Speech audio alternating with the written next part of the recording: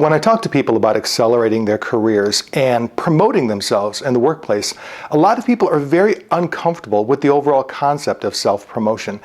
Essentially, they have the attitude that their good work is going to speak for itself. And sometimes that works. Sometimes the work that they're doing, the contributions that they're making definitely get noticed. But there are a fair number of times when people end up being frustrated because others get more recognition, or they get more credit, or they get promotions, or maybe others escape blame for some of the bad work or the mistakes that they've made. The bottom line in the modern workplace is that if you do great work, you can't assume that it's going to be recognized. You can't assume that you're going to get the level of credit that's equivalent to the amount of work and the amount of value that you've created. You have to be willing to, in some way, promote yourself. Now, that doesn't mean you have to be a showboat. It doesn't mean you have to be a show horse. It doesn't mean you have to be bragging. There are gracious and elegant and really comfortable ways that you can promote yourself and promote your own work. You've probably heard about the gig economy, which refers to employers hiring workers for distinct gigs and only paying for those particular gigs. And Uber is getting a lot of attention as being part of the gig economy, but others have been living with this for years. Many hairdressers are basically paid per gig. Movie production staff have been paid per gig for years. Salespeople are often paid per gig or paid on commission.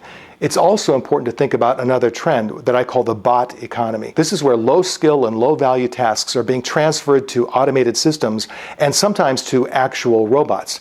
Think about ATM machines or fast food touchscreens or self-serve gas stations.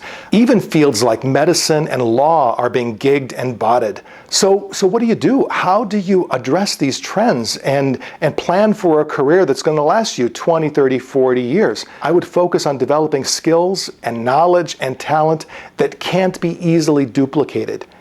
If what you're doing can easily be done by other people, I would suggest that you put some time and thought into doing something differently. You should continuously improve on your capabilities.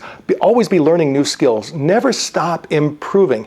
The key in a GigBot economy is to never stand still, to never assume that because things are okay now, they're going to be okay in 3 years or 5 years or 10 years. You have to constantly be improving and constantly be bettering your game. I hear a lot of people say, I hate office politics.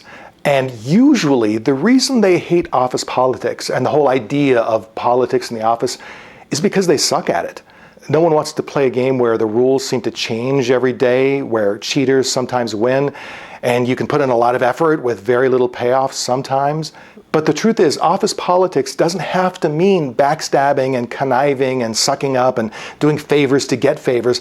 Office politics can be quite positive. The politics of working with people is basically a life skill. It's a life skill for dealing with colleagues and friends and family.